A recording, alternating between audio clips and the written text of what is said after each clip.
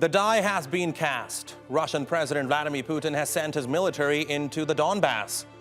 Much of what happens next depends on diplomatic maneuvering in the UN Security Council and America's willingness to push forward with stricter sanctions on Russia.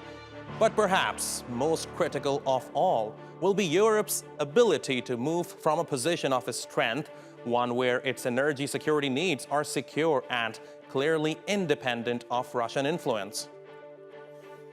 I'm Jafar Hasnan, and today's newsmaker is the global maneuvering to counter Russia's invasion of the Donbass.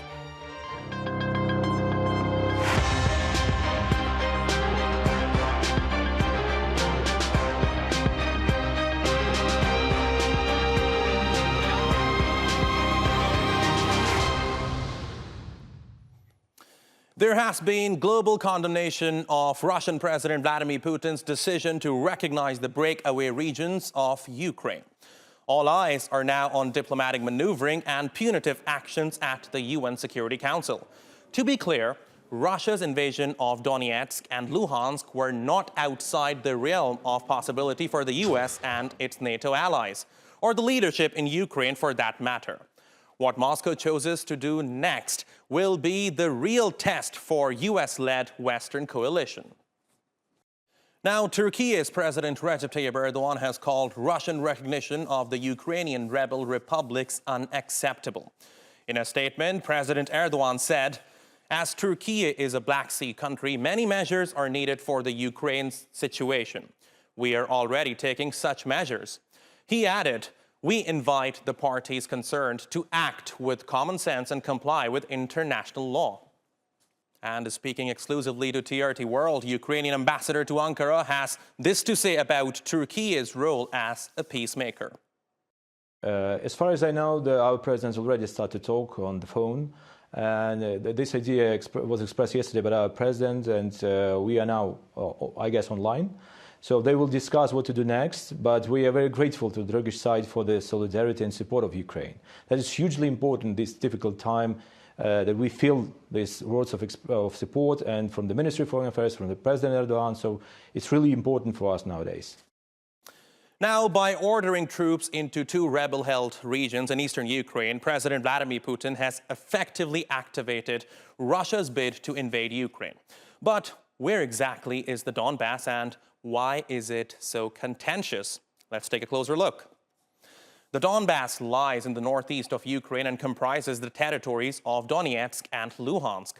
An estimated 3.6 million people live in the Donbass. Kiev has controlled parts of Donetsk and Luhansk, while Russian-backed separatist leaders have controlled the rest. In recent years, Moscow has issued passports to nearly 1/5 of the region's population. Today, the majority of people there speak Russian. President Putin claims Russia has a historical claim over Ukraine and says the territory was robbed from the motherland during the collapse of the Soviet Union in 1991. The Minsk Agreement of 2015 established a ceasefire in the region, but the OSCE reported more than 100,000 ceasefire violations in the years since. Fighting is estimated to have killed over 14,000 people in the region. And joining me now from Melbourne is Joe Siracusa, a professor of security and diplomacy at Curtin University and also an author of numerous books. We also have General Mark Kimmitt, a former U.S. Assistant Secretary of State for Political and Military Affairs. Completing our panel is Aura Sabadus from London. She is a journalist and energy market analyst. Thank you very much to all of you for joining us today here on The Newsmakers. Professor Joe, I would like to start with you. What happened yesterday took many by surprise. Now, I believe the focus of the world is to try and find a diplomatic solution out of this crisis. We are expecting a UN Security Council meeting to happen later this week or perhaps next week. Tell me, what could be the outcome of that meeting? Well, I think it's important to use the Security Council of the United Nations to contain the damage that has been done and to renew the hopes, perhaps, of getting back to the drawing table. You know, people today say that diplomacy has failed. I think it's just a warning to us to sort of double down and see what we can do, because this is not without a diplomatic solution, particularly as we move forward. Okay, General Kimmitt, let me come to you. Is there still a diplomatic solution available? Well, I certainly think so. It's important to recognize that there is a difference between means and ends. The fact that he is using military force right now in the separatist regions is a means to achieve his ends. Diplomacy could also be one of those means to achieve Putin's ends as well. So I think he will use everything at his disposal, military force, diplomacy, intimidation, perhaps cyber operations, to achieve his goal. But it's clear that diplomacy will be one of those ways he wants to achieve his goals.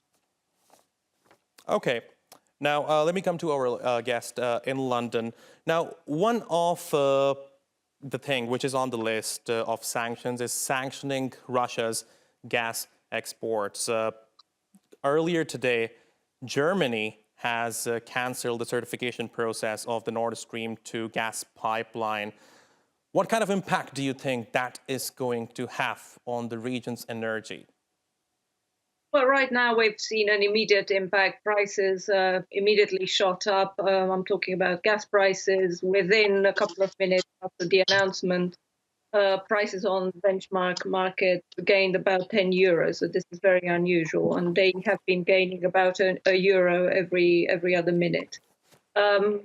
I just checked, and markets seem to have, so prices seem to have been ticking lower in the last half an hour.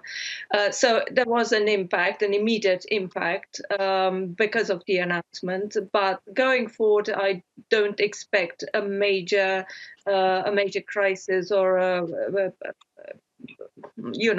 higher prices unless there are further announcements either from Germany or further action from Russia. But tell me, can Europe afford the cancellation of this pipeline? Yes, absolutely. Ukraine has the capacity, the transmission system of Ukraine has a capacity of 146 billion cubic meters to ship this gas. I remind your viewers that the combined capacity of Nord Stream 1, so the existing pipeline plus Nord Stream 2, will be 110 billion cubic meters. So even if Nord Stream 2 is indeed cancelled and stopped forever, there is a capacity to transit this gas to Europe. Okay, General Kimmitt, let me come to you. Now, the United States is saying that it's preparing a list of sanctions. This is what I wonder at this point. Reports tell us that Russia has a very, very high foreign exchange reserves. And some analysts believe that U.S. sanctions might not even work against Russia. Tell me, what is your navigation through this? Well, that's really not a military question. It's a financial question. But my view is very simple, that sanctions have proven to be in the long run ineffective.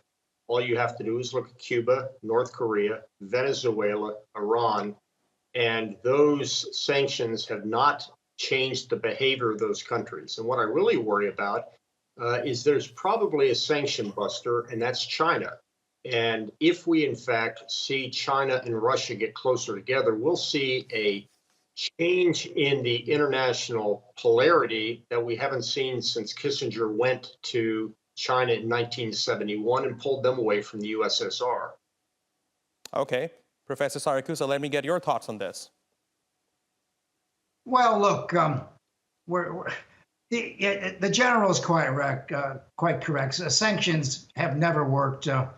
I'm old enough to remember the Cuban Missile Crisis when I was a young man, and North Korea hasn't worked. Nothing seems to work. What we have to do is put a little more compellence in our diplomacy. That is, we have to be able to convince President Putin that there are certain things that will happen if he proceeds, and we're going to have to put pressure on his periphery. That is not just the economy, but we're going to have to put political pressure on him, et cetera, particularly economic pressure. I think we can do this in the end. And ironically, we might get a little help here from the Chinese. You know, the Chinese could not be very comfortable with a violent overthrow of the sovereign and independent state. That's not how they roll. They don't like to do that kind of thing. They have another way of doing things. So they might be able to put some kind of break on this. And the Chinese haven't really supported Russia at the UN. They've been asking for. If I may interject here, Professor Siracusa, now you say Sure. the Chinese can do it, but do you think they will be willing to do it?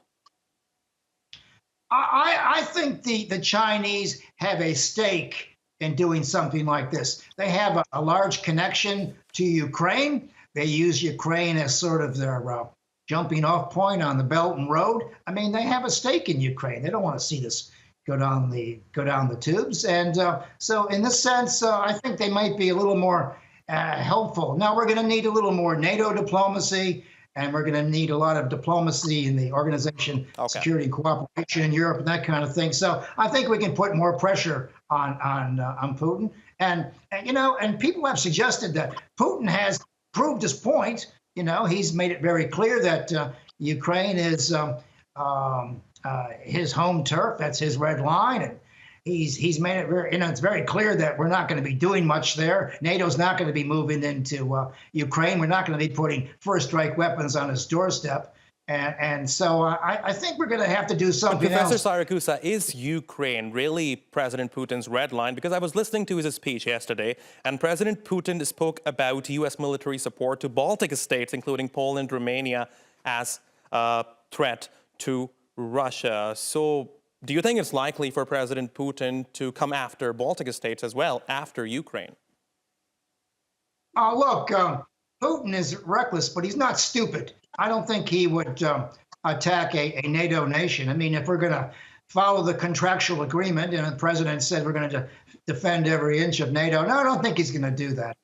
I think he realizes that Ukraine, as far as he can go, and of course, Ukraine has got a very special place for him, and I don't think he's going to move beyond that. And of course, there are reinforcements in the Baltic and Poland and places like that to make it very clear that this is not going to spill over. So I think he has limits here. Okay, General Kimmitt, let me come to you. Now, President Putin has long complained that the eastward expansion of NATO is a threat for Russia.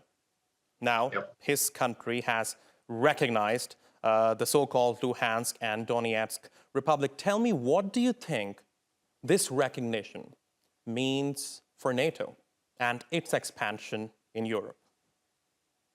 Well, it's pretty well expanded as far as it's going to go inside of Europe. And the issue of Ukraine being part of NATO has been contentious ever since the mid-90s, when the whole notion of NATO expansion was started. I was at NATO at that time. So I don't necessarily think that either Europe nor NATO is in peril because Putin has taken over the Donetsk and Luhansk. I think one of the hidden coups that has gone on here, the soft coup, candidly, which has happened in Belarus. Belarus recently as 2 months ago, was considered semi-neutral between the West and the East. And it is clear right now that as they are starting to think about revoking their nuclear proliferation treaty obligations, and the fact that we're now seeing Russian tanks and units inside of Belarus, I think we've got as much an issue with what he has done with Belarus as he has done in the breakaway republics in Ukraine. So, General Kimmitt, tell me, what do you think happens next? What do you think will be President Putin's next move? If anybody can answer that question, they're smarter than me. And I don't think anybody really can. I can see a number of scenarios. He may say this is as far as we need to go, put Russian peacekeepers inside of the breakaway republics and make that essentially the buffer that Ukraine has always been. He may be more avaricious and seeking to take over all of Ukraine, but in my mind, that's like the dog catching the school bus. What is he going to do with it? Okay, but he has been very unpredictable about this at this point, and I don't think we can really predict what his next steps are going to be. I do want to ask you about Ukraine's membership in NATO, but before I do that, General Kimmitt, if worse comes to worse, if there's indeed an all-out war between Ukraine and Russia, is the U.S. ready to fight a war in Europe? The United States has been very clear about its policy. We are augmenting the militaries of the NATO countries, particularly those on the border with Russia in the Baltics. And we will defend the NATO alliance, as the president has said, and it was reiterated by Vice President Harris at the Munich Security Conference. We will fight for every inch of NATO soil. And again, as Professor Siracusa said, he is neither stupid nor suicidal, and nobody would contemplate him attacking into a NATO country at this time. Okay. Now, General Kimmitt, President Zelensky of Ukraine has been saying it is time to admit Ukraine into NATO. What will it take for NATO to finally grant membership status to Ukraine? Probably 15 years of reform inside of Ukraine. The membership action plan within NATO is very specific. It is not just about military capabilities, but it's about rule of law, it's about corruption, and it's about a number of other issues that nobody who has looked at the situation in Ukraine would expect Ukraine to be admitted into NATO anytime in this decade. Okay. Now, Aura, let me come to you. There are so many underlying issues when we look at the conflict between Ukraine and Russia. You have diplomacy, you have military, and of course there's an aspect of energy, gas into Europe. Now, today there was a meeting in Qatar. The topic of discussion was gas. Now, interestingly, the Minister of Energy of Qatar said that no one, in fact, he said that it's impossible for anyone to replace Russia when it comes to gas supply to Europe. What is your navigation through this statement? Yes, I think he's right. At least not in the very short term, because Europe depends on Russian gas coming either via Germany, via Ukraine, or via Turk Stream. And this can't be replaced at short notice. Of course, longer term, maybe, let's say 5-10 years, yes, it's possible. And maybe within this time span, Qatar could play a very important role, as does the US right now, sending so much LNG to Europe. But in the short term, certainly next year or 2 years, even 3-4 years, it's unlikely. Okay. Now, when push comes to shove, much of what Europe chooses to do depends on how its energy-hungry economy is supported. The Nord Stream 1 pipeline is an umbilical cord that the US and NATO don't mind being cut, as long as alternate gas supply lines are locked down. Germany has now paused the certification process for Nord Stream 2, but it does not really change anything on the ground, nor is it a credible deterrent for Russia. So let's see who some of the world's largest natural gas producers are. Remember, Europe's alternate gas supply lines could very well come from some of these countries if Russian gas through Nord Stream 1 is cut off. Russia is currently the biggest player with an estimated annual production of almost 640 billion cubic meters of natural gas. Iran is a far second at over 250 billion cubic meters a year. Qatar has a sizable 170 billion cubic meters and more of annual production. The US produces about 90 billion cubic meters. Algeria over 80 billion cubic meters. And let's not forget Azerbaijan or Libya, which are also major gas exporters in their own right. All right, Professor Siracusa, I'd like to get your thoughts on what happens to the energy market if there is further invasion of Ukraine by Russia. Well, I think Americans and Australians and Germans and everybody else are going to be paying more money for petrol and gasoline at the pump. I mean, there's no doubt in my mind that the price of petrol will go up maybe 15, 20, 25%. And that, of course, will infect or enhance the worldwide inflation that we're getting right now. And so we're going to have all kinds of domestic problems that people have to explain to their own people. So not only will there be shortages, but there's going to be more, they're going to have to pay more at the gas tank or the petrol tank to fill their cars up. And this makes people very angry. And this combined with the inflation problem we're having in the United States, which is now a 40-year high, which is in my lifetime, which is very uncomfortable for the Biden administration or for any administration that comes to power. So I think this is all going to reverberate down the system. And so in this sense, there's no way we can contain the worst aspects of the energy crisis as it pertains to Ukraine. All right, let me get your thoughts on this. Yes, I think in the longer term, if Russia withholds some of the gas, or indeed if there are any problems related to either cyber attacks or infrastructure being caught out in crossfire, then of course prices will continue increasing as they did last year. However, I would like to point out, obviously, you had some footage earlier showing so many other producers that could supply either oil or gas to Europe. I would like to point out that while Western Europe is incredibly well supplied and can have access to so-called liquefied natural gas, this is LNG, primarily from the US, which is right now the biggest producer and exporter of gas globally. Eastern Europe and Central Europe don't have that luxury. In fact, the transmission infrastructure in Eastern Europe is either blocked because of political reasons or because of regulatory ambiguities. So, if there is a crisis, Western Europe will have access to this gas, but not so much Central and Eastern Europe. Okay. Now, General Kimmitt, let me revisit the military aspect of this conflict between Russia and Ukraine. Of course, the United States and NATO are key stakeholders. What kind of implications do you think this standoff between Russia and Ukraine is going to have on Western militaries? Well, I think if this goes on for a long period of time, it's going to slow the United States' pivot to the Far East. We have tried to get out of the Middle East, reduce our presence in the Middle East so that we can focus on what we believe to be the number one long-term threat to the United States, and that's China.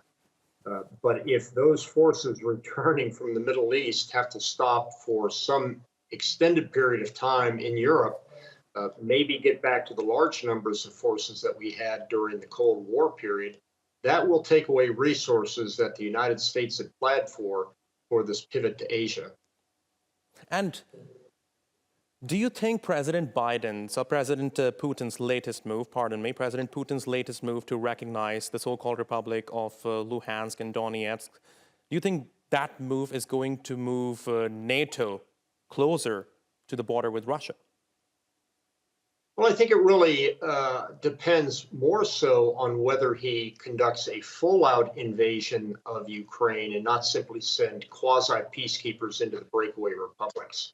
If he was to send those tank formations that we see in Belarus and on the border into Ukraine and do a full-scale takeover the way that the Soviets did in Hungary and Czechoslovakia, I think that we would relook the NATO positioning of forces, get them out of their barracks, and get not only the United States forces inside of NATO, but also NATO member countries to start deploying closer and closer to the border in much the way it was when I was a young officer on the East German border. I think that that would be an inevitability if number one, there's an attack into Ukraine and Russia continues a series of provocative actions aimed at breaking up NATO, either politically or through military gains.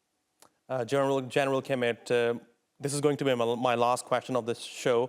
If you can be very precise and brief in your answer, what would it take? I know it's a very difficult question. What would it take for this crisis to end from a military perspective? If you were advising the Biden administration, what would you tell them?